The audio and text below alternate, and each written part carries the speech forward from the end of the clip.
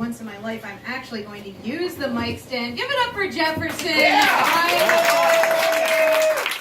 Fantastic.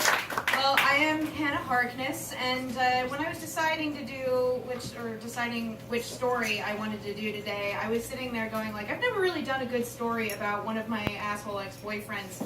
And then I was just sitting there thinking, going like, which one? And I realized I just couldn't choose.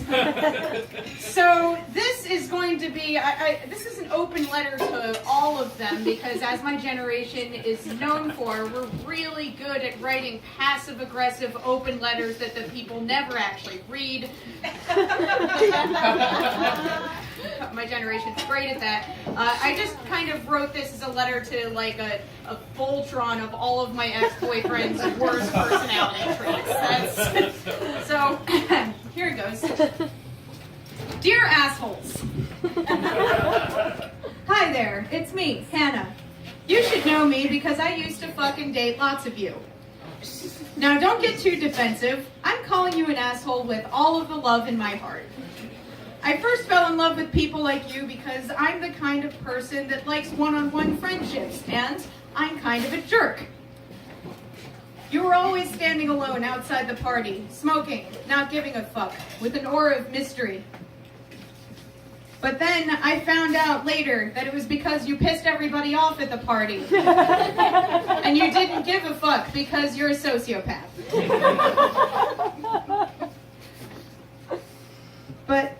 Oh, wow.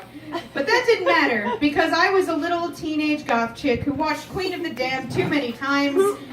And although you were a man who I knew destroyed people's lives, all I wanted was a non-sparkly vampire to follow around. Yeah. I always thought to myself, I'm different. He'll make an exception for me, and then we can destroy people's lives together as a team. But time and time again, you proved to me that I was never going to be Bonnie Dear Clyde. At best, I would be the faithful girl getting tied to a chair because you pissed someone off. Or the girlfriend in Crank. Or, even worse, another action movie with no women present. I feel like I've fallen into a metaphor pit, so I'll try to dial it back. It was good while it lasted, assholes. I'd track you down outside the party. You'd say something harsh that would normally send another woman into a rage, and I'd counter back with something even more harsh because I'm from Philadelphia and I can make that sound sexy. We'd go to a bar, and then suddenly you'd be drunk and unable to offend me, which is how you usually control people. Don't worry, your secret's safe with me. I only know that because I can smell my own kind, you piece of shit. And that was when I used to think I had you. You saw something unique in me. You thought that maybe I alone could understand you. I thought I saw the look of love in your eyes. But now I know that that wasn't the look of love. It was the look of a man who can't hear his own thoughts over his erection. And you weren't spellbound by what I was saying. You were just nodding along going, oh my God, I didn't alienate this one. Maybe I'll get to touch her boobs.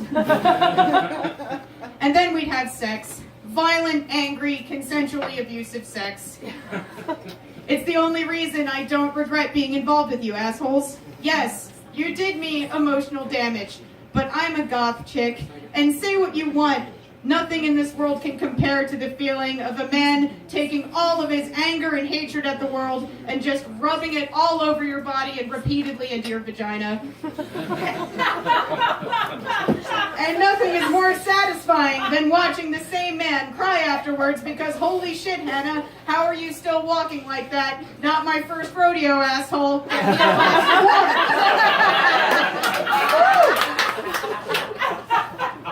But ultimately it got old, because no amount of sex can make up for the waiting. The waiting always kills it. Waiting for you to be nicer to me. Waiting for you to remember my birthday. Waiting for a text message back. Waiting for you to stop drinking so much. Waiting for you to use deodorant instead of patchouli oil, you goddamn hippie.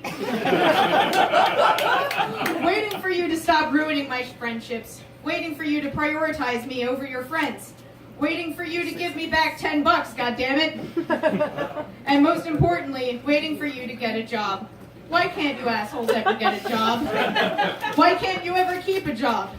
And why don't you understand that my job won't support you? Holy shit, assholes, get a job. But enough about the jobs you don't have, or the ones you're about to get fired from. I wrote this letter to say goodbye. We had some good times. You have a great sense of humor. I have fond memories of you and me mocking the world all day, getting hammered, eating too much food, and topping it off with even more violent, angry sex. But those days never make up for the waiting.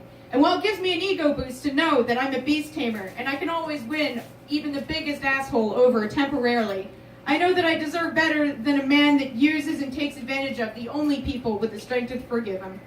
So goodbye, assholes. I've moved on to people that treat me like I deserve. And if we meet again, who knows? I might slip up. We might still have angry, violent sex. But know that after that, I will use the time-honored technique of changing your name in my phone to first name, Hannah, stop it, last name, you're not that lonely. You can't control me anymore. You're just a distraction now, and if you don't like it, don't let the door hit you on the asshole on the way out. Thank you, I'm Hannah.